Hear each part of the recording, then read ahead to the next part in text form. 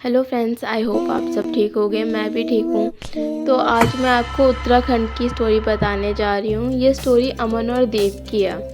तो स्टोरी कुछ जैसे स्टार्ट होती है कि ना दो ब्रदर्स होते हैं। उनको ना मतलब वो कभी गांव नहीं गए होते अपने, तो पहली बार वो किसी मैरिज में गांव गए होते और ये उन्होंने कभी कोई मैरिज अटेंड भी नहीं करी होती। तो फर्स्ट टाइम गांव गए थे और मैरिज अटेंड करने गए थे। तो वो बहुत ज़्यादा एक्साइटेड थे। वो दिल्ली में रहते थे और जब आप गांव जा रहे हो, आपको पता है दिल्ली का क्या एटमॉस्फेयर है, और अगर आप उत्तराखंड जैसे गांव में जा रहे हो तो आपको क्या ही एटमॉस्फेयर मिलेगा। तो बहुत ज़्यादा एक्साइटेड थे। ऊपर से शादी का माहौल, बहुत सारे कज़न्स आ रखे हैं, बातचीत हो रही है, तो सब बहुत ज़्यादा एक्साइटेड थे। तो बहुत मतलब वो 15-20 दिन पहले गए थे शादी से, तो सारी रस्में वगैरह वो सब कुछ कर रहे थे, घूमना फिरना। स्टार्टिंग में तो वो घूम फिर रहे थे अपने कज़न्स के साथ। उनके कज़न्स को ना बहुत ज़्यादा मतलब हम जब नॉर्मली हम भी अगर अपने कज़न्स से मिलते हैं और पूरा ग्रुप होता है तो हम क्या करते हैं, बैठ के गप्पे ठोकते हैं। तो ऐसे ही वो भी ना बहुत ज़्यादा बातें करते थे आपस में। मोस्टली क्या करते थे, गाँव में अगर शादी है तो रात रात भर ये होता है कि हम जागते हैं। तो क्या हुआ ना कि वो रात रात भर जागते थे, आपस में बातें करते थे। और बातें क्या करते थे, अपने अपने इंसिडेंट्स बताते थे, हॉरर इंसिडेंट्स। उत्तराखंड हो गया, हिमाचल हो गया, आपको पता है ये सारी जगहों में क्या ही मतलब बहुत ज़्यादा होता है ये हॉरर वगैरह का। तो अपने हॉरर इंसिडेंट्स बताते थे सारे। तो जो अमित और दीप है ना, वो कभी अमन और दीप है ना, वो कभी भी बिलीव नहीं करते थे। वो बोलते थे छोड़ना यार, तुम तो बातें फेंक रहे हो, ये सब नहीं होता। कज़न्स को गुस्सा भी आता था, बट वो बोलते थे छोड़ यार, वो दिल्ली में रहे, इनको भरोसा वैसे भी नहीं होगा। तो ये सब चीज़ें होती थी, चलती थी।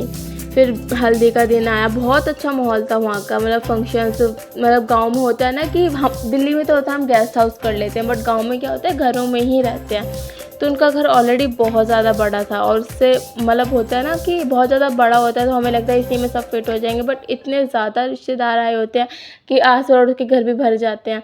तो बहुत ज़्यादा चहल पहल थी घर में, सब खुश थे। हल्दी का फंक्शन हो गया, मेहंदी का फंक्शन हो गया, बहुत ज़्यादा खुशी खुशी बीता। मतलब उनके लिए बिल्कुल न्यू चीज़ थी, क्योंकि वो पहली बार मैरिज अटेंड कर रहे थे गाँव की। तो ऐसे ही ना हर जगह बहुत ज़्यादा खुशी का माहौल था, हल्दी फंक्शन ये सब में। उसके बाद आता है मैरिज वाला दिन।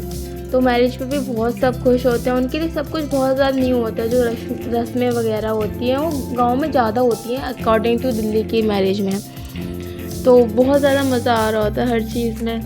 तो उसके बाद क्या होता है ना, मैरिज वाला दिन आता है और उस लोग बहुत ज़्यादा सब बिज़ी होते हैं। उस दिन क्या होता है ना कि घर के लोग बोल देते हैं कि इस दिन ना सब बहुत ज़्यादा बिज़ी रहेंगे, तुम लोग सुबह ही नहा लेना। तो वो क्या करते हैं, पूरी रात सोते ही नहीं, आपस में बातें वगैरह करते हैं। तो ये सब करते करते ना मैरिज वाला दिन मतलब मैरिज वाले दिन आ जाता है। तो उस वक्त भी सब बहुत ज़्यादा खुश होते हैं। फंक्शंस वगैरह चल रहे होते हैं, डांसेस वगैरह चल रहे होते हैं, जो उत्तराखंड का टिपिकल डांस होता है वो सब चल रहा होता है। तो उसी वक्त क्या होता है ना कि लोग ध्यान देते हैं कि उनके घर पे कोई रिश्तेदार आ रहा है, और वो उसने पूरे ब्लैक कपड़े पहने हुए हैं। तो मतलब दूर से तो ऐसा दिख रहा था, जब वो पास आती है ना, वो लेडी की स्किन जो होती है ना वो पूरी लटक रही होती है, मतलब वो थोड़ी सी डरावनी सी दिख रही होती है। लेकिन जब वो आती है ना, ना उससे कोई गले मिलता है, ना उससे कोई कुछ मिलता है, वो बस सीधे सीधे चली जा रही होती है। अमनदीप के बगल से भी गुजरती है, तो कोई खुश नहीं होता उसके आने पे। सब उसको बस देख रहे होते हैं, मतलब शौक से देख रहे होते हैं कि ये क्यों आ गई हमारे यहाँ पे। तो मतलब सब बहुत ज़्यादा डर जाते हैं उससे बहुत ज़्यादा नेगेटिव वाइब आ रही होती है। लेकिन कोई उसे टोकता नहीं है, रोकता नहीं है कि तुम क्यों आ गए, ऐसा करके कुछ नहीं। सब चुप होते हैं, वो बस सीधा सीधा सीधा सीधा चली जा रही होती है। और फिर ना मंडप पे पहुँचती है और खड़ी होती है। फिर लड़की से बोलती है, जो दुल्हन और दूल्हा भी खुश नहीं लग रहे होते उसे देख के। तो वो लड़की से बोलती है कि ना तुम टेंशन मत लो, मुझे देख के दुखी क्यों हो रहे हो, आप टेंशन मत लो, आप खुश रहोगे। आशीर्वाद देती है इन्हें, और एक पोटली देती है उसको लड़की के हाथ में, और लड्डू लेके जाती है वो। तो लड्डू पकड़ाती है उसे। तो फिर वो वहाँ से निकल जाती है। दूल्हा दुल्हन फेरों में बैठे होते, सब बहुत ज़्यादा टेंशन में हो जाते हैं उस वक्त। तो बहुत ज़्यादा टेंशन ले रहे होते हैं सब। उसके बाद क्या होता है ना, वो चली जाती है। 15-20 मिनट तक कोई इसके बारे में बात भी नहीं करता कि वो है कौन। सब बहुत ज़्यादा टेंशन ले रहे होते हैं। तो आधा 1 घंटा बीतता है, मतलब सबके माइंड में मुंह में दिख रहा होता है कि वो कितना ज़्यादा टेंशन में है। तो सब उसके बाद ना 15-20 मतलब थोड़ा टाइम बीतता है, उसके बाद सब नॉर्मल हो जाता है, सब कुछ नॉर्मल हो जाता है।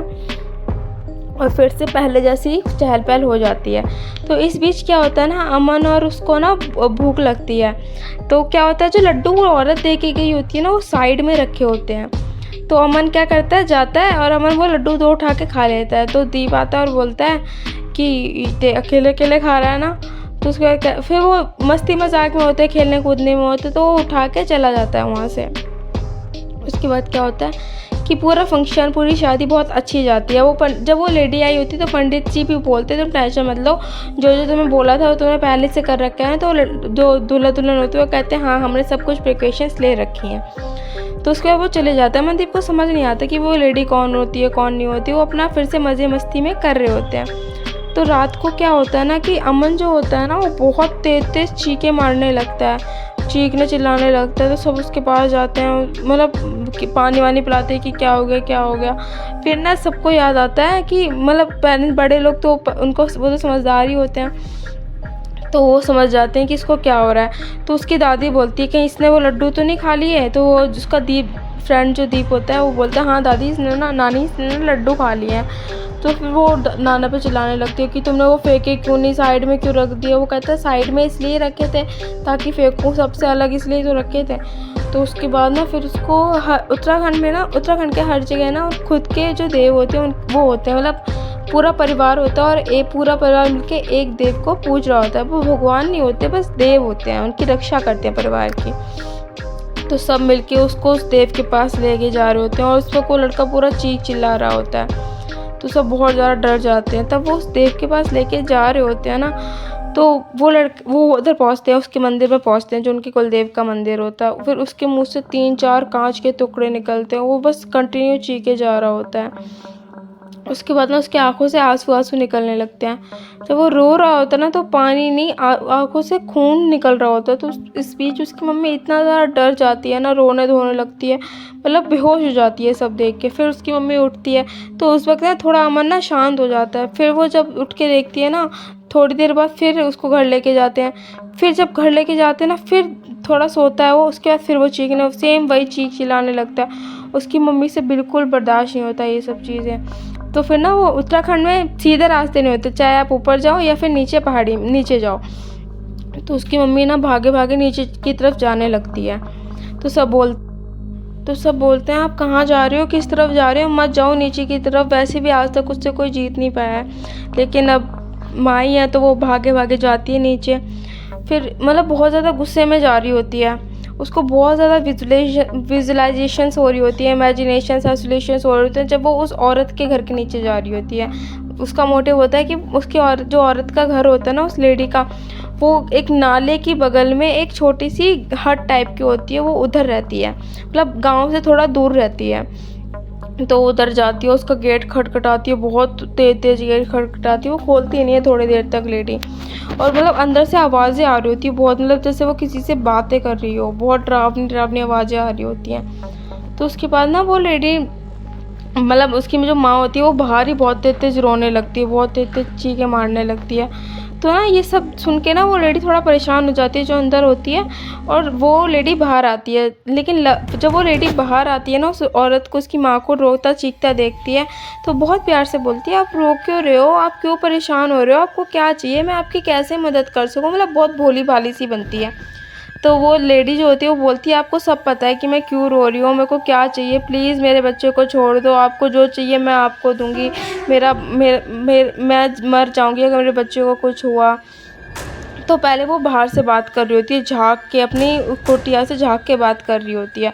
फिर वो पूरा गेट खोल के बाहर आती है। तो जब वो गेट खोल के बाहर आती है ना, तो उसने बहुत ज़्यादा गोल्ड पहना होता है, और उसकी बॉडी भी, मतलब पहले तो उसने कपड़े काले पहने थे, उसकी बॉडी ही पूरी काली लग रही होती है, मतलब बहुत भयंकर रूप में वो बाहर आती है, बट उसने बहुत ज़्यादा गोल्ड पहना होता है। तो वो उससे बात करे जा रही होती है, यार बहुत प्यार से बात कर रही होती है, मतलब नहीं तो मीठा बनना, बहुत मीठी बन रही होती है कि मैंने तो कुछ नहीं किया, आप क्या चाहते हो मुझसे, आप जो बोल रहे हो उसके बारे में तो मेरे को कुछ पता ही नहीं है, आप क्या कैसी बातें कर रहे हो, आप मुझ पर झूठा इल्ज़ाम लगा रहे हो। और वो लेडी, उसकी जो माँ होती है, बस रोए जा रही होती है, उसको प्यार से मतलब मना रही होती है कि आप मान जाओ, आपको जो चाहिए वो मैं दूँगी। तो वो जो औरत होती है ना, वो प्यार से बहुत मतलब मीठी ही बनी होती है, एक बार गुस्सा नहीं करती, वो प्यार से बात करके अंदर चली जाती है कि नहीं यार ऐसा कुछ भी नहीं है, आप झूठ बोल रहे हो, मैं आपकी इस मामले में कोई हेल्प नहीं कर सकती तो मैं कर देती, और अंदर चली जाती है। उसके बाद ना उसकी अमन की मम्मी को बहुत ज़्यादा गुस्सा आ जाता है, वो उसका जो गेट है ना बहुत तेज़ बजाने लगती है और बोलने लगती है कि अगर तू गेट नहीं खोलेगी, अगर तू मेरे बच्चे को ठीक नहीं करेगी ना, तो मैं पूरे गांव के लेके आ जाऊंगी। अभी तू तो एक दो का बुरा कर सकती है ना, पूरे गांव का तो बुरा नहीं कर सकती, फिर तू सोच रही हो तेरे साथ क्या होगा। मतलब वो ना पहले उसने बहुत प्यार से गिड़गिड़ा के मनाया, लेकिन जब वो लेडी अंदर चली गई ना, तो उसकी माँ को बहुत ज़्यादा गुस्सा आ गया, उसके मन से डर निकल गया उस लेडी का। तो उसको धमकियाँ देने लगी कि तू मेरे बच्चे को छोड़ दे, वरना मैं पूरे गांव को ले आऊँगी, अपने पूरे घर को ले आऊँगी, जब तू क्या कर लेगी देखेंगे, मतलब ये सब बोलने लगी। तो फिर वो बोलती है कि तेरे को सोना चाहिए ना, हम शादी में आए हैं। उसने बहुत ज़्यादा गोल्ड पहना था उसकी मम्मी ने। कहती है मैं अपना सारा सोना यहाँ छोड़ के जा रही हूँ, तेरे पास रख के जा रही हूँ, तू मेरे बच्चे को ठीक करेगी, और अगर तूने ठीक नहीं किया ना, मैं पूरे गांव के साथ आऊँगी तेरे पास। वो सोना वहाँ रख के चली जाती है, कहती है मैं अपना वादा पूरा कर रही हूँ, मैं तेरे को अपना गोल्ड दे रही हूँ, उसके बदले तू मेरा बच्चा मुझे ठीक करके दे। फिर वो वहाँ से रोते रोते निकल जाती है। उसके बाद जब वो निकलती है ना, तो पहाड़ों में नहीं, हर जगह ही होता है, हर विलेज में ही होता है कि एक ऐसा आदमी होता है जिस पे देव आते हैं। तो उसकी मम्मी ना उस आदमी के पास जाती है जिस पे देव आते हैं, उससे बात करती है कि मेरे बेटे के साथ ये हो गया, बस अब आप ही ठीक कर सकते हो। तो वो उसको अपने बच्चे को वहाँ लेके जाती है। उसका बच्चा उस वक्त भी चीख चिल्ला रहा होता है, खून निकल रहा होता है मुँह से। तो जब वो देव के पास लेके जा रही होती है ना, ऐसा नहीं होता कि उस पर 24 घंटे देव रहते हैं, बस एक टाइम के लिए आते हैं। तो उनकी फिर वो कोई वो होती होगी ना, मेडिटेशंस वगैरह होती होंगी, जिस वजह से देव आते हैं, पूजा वगैरह होती होगी। तो उसके बाद ना क्या होता है कि उस आदमी पे ना भगवान की कृपा समझ लो या कुछ भी समझ लो, उस टाइम देव आ जाते हैं। फिर उसकी माँ को, मतलब देव आए होते नहीं, किसी को नहीं पता होता कि देव आए, सिर्फ उसकी माँ को छोड़ के। फिर उसकी माँ चीखने मतलब खुश हो जाती है कि अब मेरा बच्चा ठीक हो जाएगा, मेरे बच्चे का कोई बुरा नहीं कर सकता। और इतना बोलते ही ना जो अमन होता है, उसकी तबीयत बहुत ज़्यादा ठीक होने लगती है और वो नॉर्मल सा दिखने लगता है, बिहेव करने लगता है।